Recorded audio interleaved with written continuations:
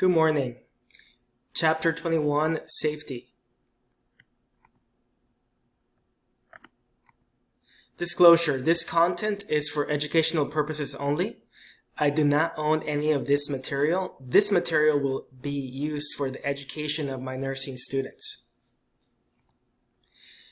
Safety is a basic human need, second only to survival needs such as oxygen, nutrition, and fluids. The Webster's dictionary definition is the condition of being safe from undergoing or causing hurt, injury, or loss. As a nurse, you will be fundamentally concerned with the safety of your clients.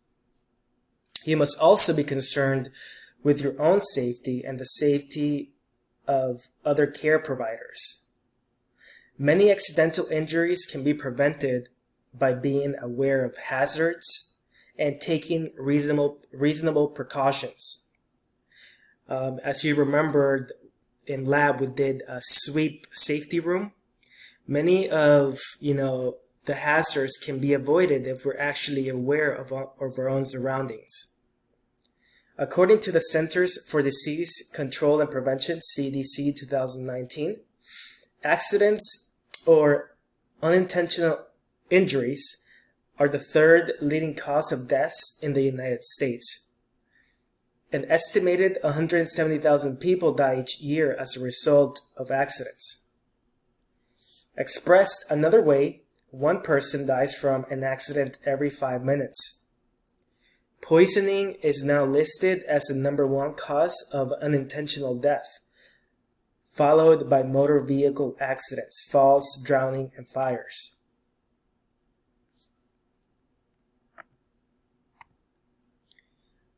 Developmental factors affecting safety. We're going to start with infants and toddlers. They cannot recognize danger, tactile exploration of the environment. They're always wanting to touch everything, right? Wall lights or plugs, getting their fingers, into those little holes and then getting electrocuted. And once again, they're totally dependent. For infants and toddlers, motor vehicle accidents are the leading cause of death for children ages 1 to 3, followed by drowning.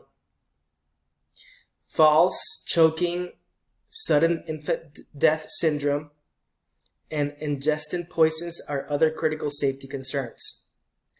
Infants and toddlers are completely dependent on others for their care. They have the ability to walk and manipulate objects before they have the judgment to recognize dangers such as falling. In addition, infants and toddlers are curious and tend to explore the environment by putting objects in their mouth. This is why the incidence of choking is the highest between 6 months and 3 years of age. As mobility continues to improve, toddlers gain more freedom, and their curiosity leads them to explore cupboards, stairs, open windows, swimming pools, and other hazards. Preschoolers. Play extends to outdoors and they're more adventurous, right? Well, motor vehicle injuries continue to be a major cause of accidental death, along with drowning, fires, and poisoning. However, falls are the primary cause of non-fatal injuries. After age of 3, children are little less prone to falls because their gross and fine motor skills, coordination, and balance have improved. However, the extension of play to the outside environment, playgrounds, pools, front yards, and so on, creates additional safety concerns. School-aged children, they try new activities without practice, more times outside the home, and stranger danger. Motor vehicle accidents continue to be the leading cause of accidental death in children in this age group. However, the leading cause of non-fatal injury is false.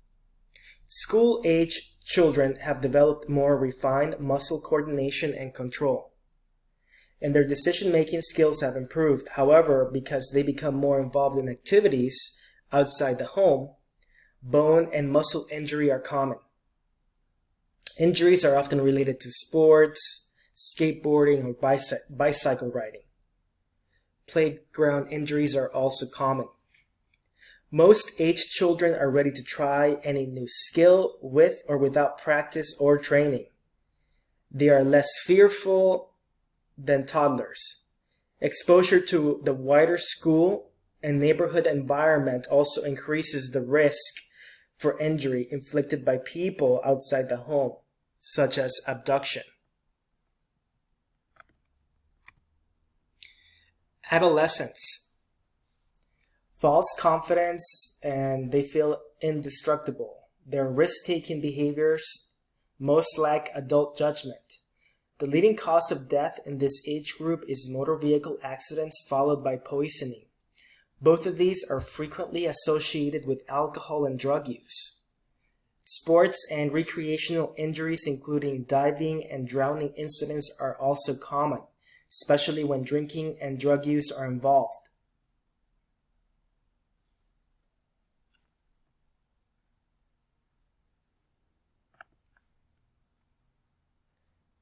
Adults, and we're going to talk about young adults here. Young adults are prone, they may be exposed to injury in the workplace. Their lifestyle choices impact their health.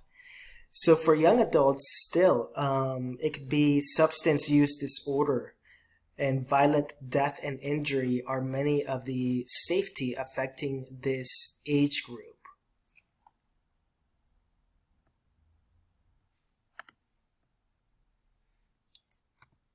Older adults. These age group, they experience loss of muscle, strength, joint mobility, slowing reflexes, and sensory losses. These changes increase the older adult risk for falls, burns, car accidents, and other injuries. Falls are the most common cause of accidental death for adults age 50 and older.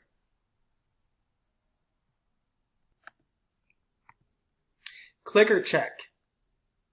In meeting the safety needs of the adolescent client, it would be most important for the nurse to focus their teaching on A, smoking cessation, B, sports injuries, C, alcohol abuse, D, driver's education.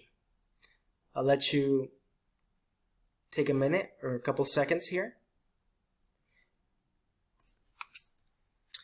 Okay, so the correct answer is D. The leading cause of death for adolescents is motor vehicle accidents. However, if, let's say, the nurse in this case was dealing with young adults, what should the nurse focus on? Well, we spoke about the young adults, actually, their main leading causes of death is substance use disorder, violent death, and injury. So literally for young adults, it would be substance use disorder. Individual factors affecting safety. Well, we said the lifestyle, such as with young adults, the cognition, such as with elder adults, right? Sensory perceptual status, the ability to communicate, mobility status, physical and emotional health, and safety awareness.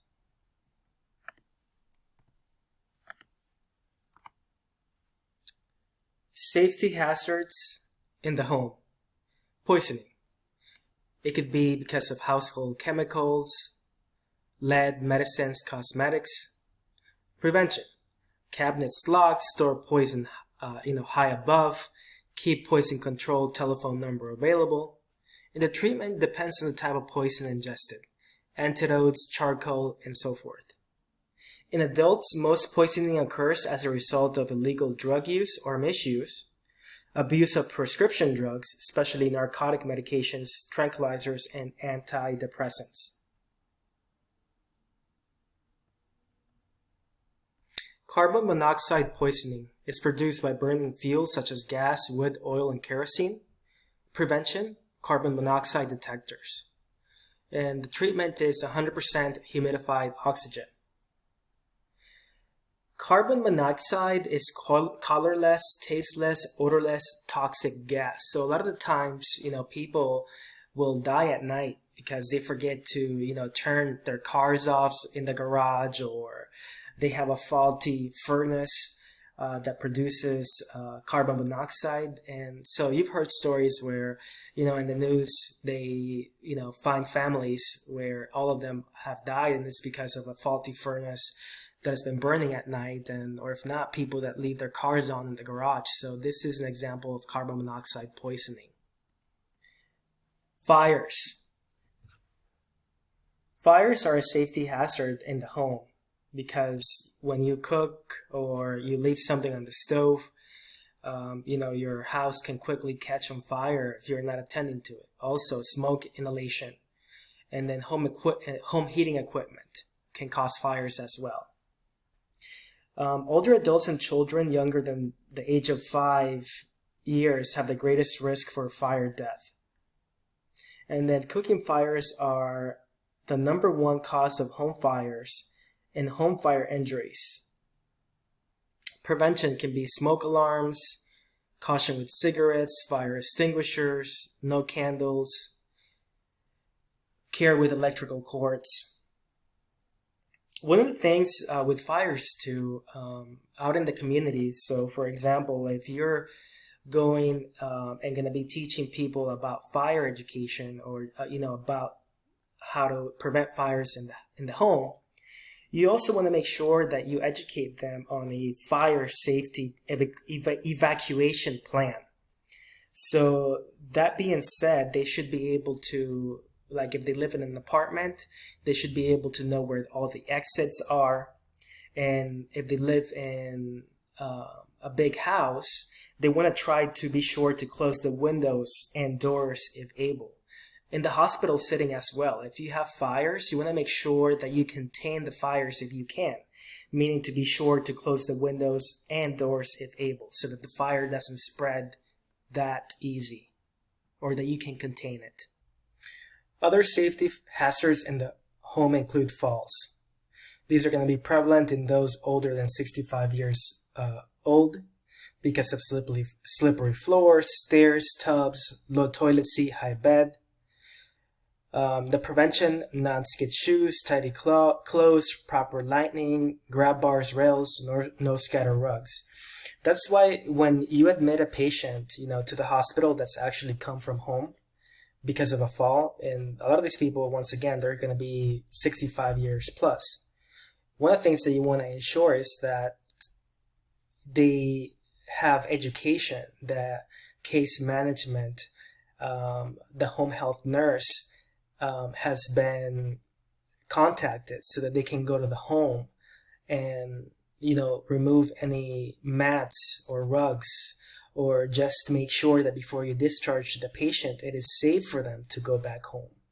Because you don't want this patient going back home and falling because of the same reason, right? It could be because, of not having a high enough toilet seat, because of not having handlebars in the tub and so forth. So with this age group, obviously, that's what you want to take into consideration when doing discharge planning. And obviously, discharge planning, it's, you're going to take into consideration this other stuff, like you said, education, about drugs or, violent death injuries to young adults and so forth. Safety hazards in the healthcare facility. Never events, also known as serious reportable events, are healthcare-acquired complications that can cause serious injury or death to a patient and should never happen in a hospital setting. These events are identifiable and measurable, they're serious, and usually prevented. So never events are, an example could be where a patient is giving the wrong dose of a medication, and they die because of an overdose. So this would be a never event, because there should be safety checks in the hospital. For example, patients getting too much heparin and they bleed out, or patients getting double the amount of insulin and they die because of the insulin overdose. So these would be examples of never events that should never happen in a hospital setting. However, if they do happen, we can say, for example, that you are the nurse manager on the floor, and there's this one patient that fell and, busted his head, right? Well, this is an event that should never happen. But as a manager, you want to find out what the root cause analysis is. So you want to perform a post-fall assessment to identify possible causes of any fall. And for this, you would do like a root cause analysis, where you would try to solve problems by identifying and correcting the underlying causes of events, as opposed to simply addressing their symptoms. The goal is to decrease the likelihood that the problem will reoccur. You want to, obviously, a lot of the times the root cause analysis will go to asking what happened, why did it happen, what can be done to prevent it from happening again. So one of the things that, in relationship to falls, if you admit a patient that, fell at home or that has a history of falls, you want to make sure that you put that patient closest to the nursing station, closest to where everybody can lay eyes on that patient, okay? Just putting a fall risk sign on the door is not enough. You want to make sure that you take proper precautions so that these events don't happen again. And culture of safety. A positive nursing unit culture helps to improve patient outcomes. Culture is a way of thinking, behaving, or working in a place or organization. In a culture of safety, nurses practice in an environment where all staff work together to create a safe unit, disclose errors without fear, and address any safety concerns. Key components of a culture of safety include team empowerment, communication, transparency, and accountability. Safety hazards in the healthcare facility continued. So falls is one of the major causes of injury in the hospital, even though we can prevent them by properly, putting bed alarms, by giving, our patients non-skid socks like the yellow socks, by, obviously putting everything, their belongings closer to them. Falls still happen. So whenever a patient comes ill, you want to perform a fall risk assessment. Environmental safety, you want to make sure that you have clean, dry floors, and that you educate the client and the family members, right? Alarm fatigue. So this is actually it's called fatigued because missed alarms cause harm most commonly when the medical device does not detect the alarm condition, the alarm is not communicated to a medical practitioner, or is communicated but not adequately addressed. So this could be maybe a telemetry alarm, telling you, hey, the patient is going into AFib, or hey, the patient is trying to get up, but you ignore it. That's what an example of alarm fatigue would be. You're not taking action or reporting it. And it does happen because, once again, in the hospital setting, guys, we have so many machines and alarms that are going on that sometimes, nurses and healthcare workers, we do get alarm fatigues. It used to be a time in my life where, I told you guys that I work ICU, and I dealt with all types of machines. And even when I went home, sometimes before going to sleep, I would hear alarms. So this is definitely something that's very real. And equipment-related accidents. This can be not properly, using your equipment, such as when you're rolling a bed, you run over your feet with it. Those beds are heavy. Or when you're using a Hoyer lift to transfer a patient to a chair or to a bed.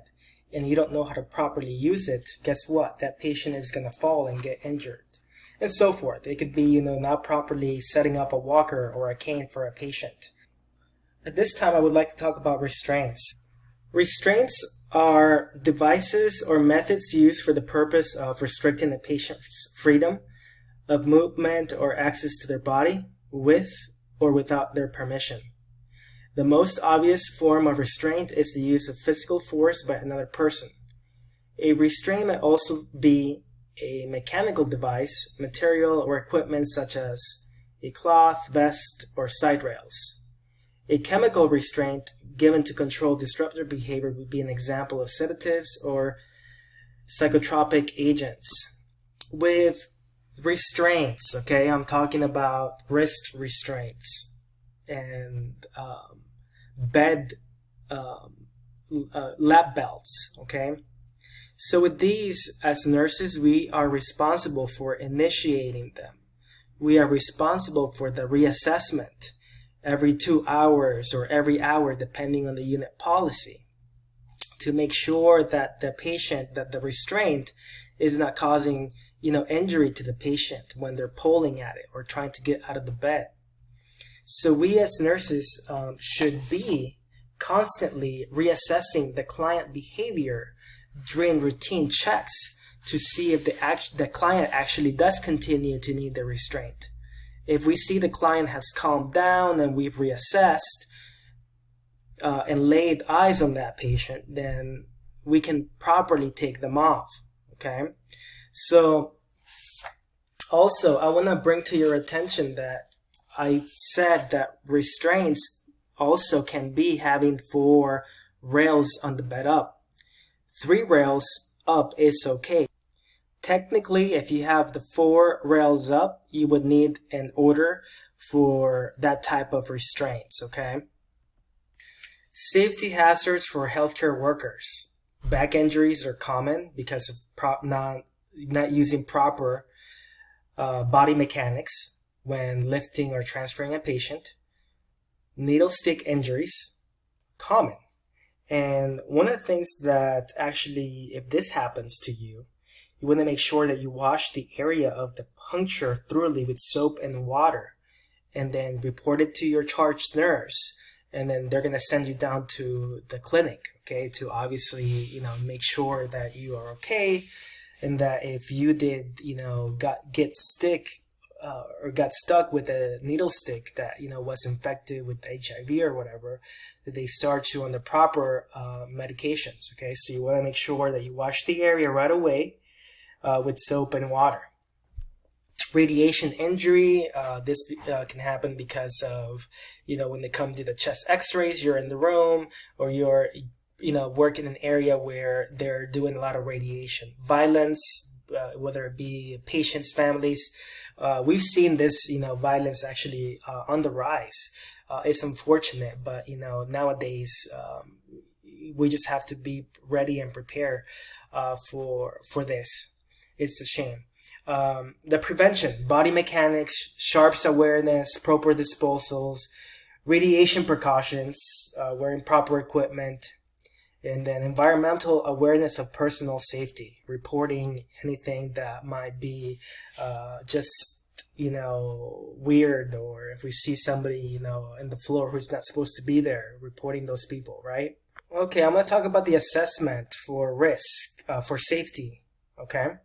So you want to assess the client environment, the home safety, the risk for violence. These are part of your assessment when it comes to safety. It is important to assess the client's immediate environment, developmental stage, and individual risk factors. The risk for falls is assessed using the Morse fall scale. The home environment is assessed through the use of checklist and safety assessment scale. The risk for violence is assessed for factors that increase aggression and anxiety. One of the things that you will assess when you have a patient that you will ask with your admission is, do you feel safe at home? And this you have to ask to everybody, because we are responsible for reporting these types of situations, okay? So I'm going to give you an example of an assessment in the hospital setting. If, for example, you see a patient that does not have proper name bands on them, okay? Maybe they have cast on both sides and you're not able to put, or somebody forgot to put, the name tag on their wrist. Well, you're not just going to leave that patient without a name band. Well, what would you do? Well, you would go ahead and put the name bands on the ankles, right? Because we need an identifier on this patient. Also, another example would be if you have patients that have the same name. For example, you have a John Smith on the same room or the same unit. Well, you want to make sure that you place a name alert on the client's charts and that you inform the charge nurse so that mistakes don't happen where clients get treatments or, you mistaken them for John Smith in room 304. Another example of an assessment would be when you admit a patient or a client with a history of seizures. Well, you ask yourself, what do I actually need to keep this patient safe if he has a history of seizures? Well, you want to make sure that you place an oral airway, suction, and padded side rails in the room so that in case this patient does have a seizure, they don't get injuries. Another thing that I want to mention in here is that when you are discharging a client to go home, once again, if the patient has come in for a fall, you want to make sure that once they're discharged, they're going to be safe to go back home. You want to make sure that you make arrangements with a social worker to arrange for community service if they need it, assess transportation for discharge, and identify safety concerns at home. So, in continuation with safety, all other things that I want to mention that are very important for client safety, I'm going to take it back to HIPAA. So part of keeping our patients safe is making sure that any information that we share with others is actually authorized by that patient. So literally we cannot be sharing information. So if a neighbor calls and they ask you, hey, is Mr. Smith at Largo Medical? I would like to know what his status is. I'm his neighbor. Well, you as a nurse would tell the neighbor and say, I'm not allowed to share that information with you. I will, tell Mr. Smith that you called, and if he wants to share that information, then I will ask him if it's okay. But at this moment, I'm not able to share that. So you want to make sure that you keep patient confidentiality as part of keeping them safe. Also, for the environment, when you're asking questions that might be personal and they are with other family members, you obviously want to ask the patient if, hey, do you want more privacy? Is it okay if we discuss these things with family or friends here? Because a lot of the times patients won't tell you the whole story. And a lot of the times it's because they don't feel comfortable due to too many family or friends being there at the time of discharge. So you want to make sure that you keep that safe environment for them as well for therapeutic communication, and so that they're more open to answering those questions. In safety too, you are gonna once again work at different various settings. A lot of the times it can be very overwhelming for nurses when admitting a lot of patients in one shift. One of the things that you can suggest to your manager, that's, for example, if you work in a long-term care facility and you're admitting a lot of patients, is suggest to them that both facilities work off a checklist for appropriate admission criteria and require a nursing supervisor client report prior to the transfer. This makes it much easier and it avoids making mistakes. So you have that second check, those second eyes verifying the data of the admissions are correct. Because mistakes do happen when you admit too many patients at once. This is where, we make mistakes. So once again, if you are put into a situation where you're just getting a high turnover, you want to make sure that you suggest other ways where people can help you and come up with other safety measures. In continuation with different various settings where you might work to, I want to throw out there that, we discussed that you need to properly identify a patient, you need a name ID on them with their name and date of birth. A lot of the times in the nursing facilities, they won't have these name bands for patients, so it will be acceptable to use a photo ID as a form of identification along with another method, such as their date of birth. This is it for this chapter. Good luck. Take care, and if you have any questions, please feel free to reach out to me.